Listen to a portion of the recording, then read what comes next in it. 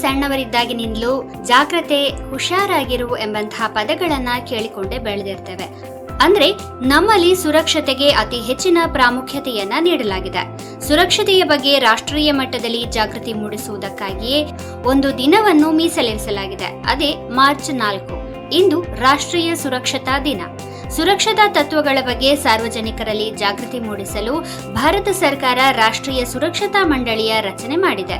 ಇದರ ಕಾರ್ಯಗಳಲ್ಲಿ ರಸ್ತೆ ಸುರಕ್ಷತೆ, ಕೆಲಸದ ಸ್ಥಳದ ಸುರಕ್ಷತೆ, ಮಾನವ ಆರೋಗ್ಯ ಮತ್ತು ಪರಿಸರ ಸುರಕ್ಷತೆಯ ಜಾಗೃತಿಯೂ ಸೇರಿದೆ.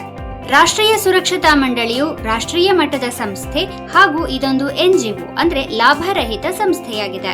ನೆರೆಹಾವಳಿ, ಸೈಕ್ಲೋನ್, ಭೂಕಂಪ, ಭೂಕುಸಿತ ಸೇರಿದಂತೆ ಭೌಗೋಳಿಕ ಅವಘಡಗಳು, ವಿಷಾನಿಲ ದುರಂತ, ಬೆಂಕಿ ಅವಘಡ ಅಥವಾ ಸ್ಫೋಟ, ತೈಲ ಸೋರಿಕೆ ಸೇರಿದಂತೆ ಕೈಗಾರಿಕಾ ಅವಘಡಗಳು, ಸಾಂಕ್ರಾಮಿಕ ರೋಗಗಳು, ಆಹಾರ ಕಲಬೆರಕೆ, ವಿಷಪೂರಿತ ಆಹಾರ ಸೇವನೆ ಸೇರಿದಂತೆ ಜೈವಿಕ ಅವಘಡಗಳು, ರೈಲು, ಬಸ್ಸು, ವಿಮಾನ ದುರಂತ, ಕಟ್ಟಡ ಕುಸಿತ, ಕಾಲ್ತುಳಿತ, ಬಾಂಬ್ ಅವಘಡ ಸೇರಿದಂತೆ ಇತರ ಅವಘಡಗಳು. ಹೀಗೆ ರಾಷ್ಟ್ರೀಯ ಅವಘಡಗಳನ್ನು 4 ರೀತಿಯಲ್ಲಿ ವಿಂಗಡಿಸಲಾಗಿದೆ.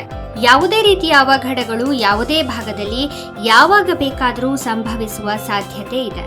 ಸೂಕ್ತ ರೀತಿಯ ಮುನ್ನೆಚ್ಚರಿಕೆ ವಹಿಸಿದಲ್ಲಿ ಹೆಚ್ಚಿನ ಜೀವಹಾನಿ, ಆಸ್ತಿಪಾಸ್ತಿ ಹಾನಿ ಮತ್ತು ರಾಷ್ಟ್ರೀಯ ಸಂಪನ್ಮೂಲದ ಹಾನಿಯನ್ನು ಕಡಿಮೆ ಮಾಡಬಹುದು.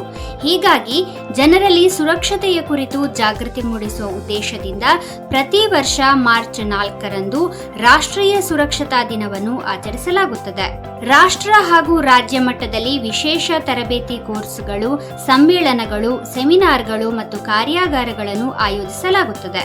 ರಾಷ್ಟ್ರೀಯ, ರಾಜ್ಯ ಮತ್ತು ಕೈಗಾರಿಕಾ ಕ್ಷೇತ್ರಗಳಲ್ಲಿ ಅವಘಡಗಳು ಸಂಭವಿಸಿದಾಗ ಪ್ರಾಥಮಿಕವಾಗಿ ತಮ್ಮನ್ನು ತಾವು ರಕ್ಷಿಸಿಕೊಳ್ಳುವುದು ಹೇಗೆ ಎನ್ನುವ ಬಗ್ಗೆ ತರಬೇತಿಯನ್ನು ನೀಡಲಾಗುತ್ತದೆ.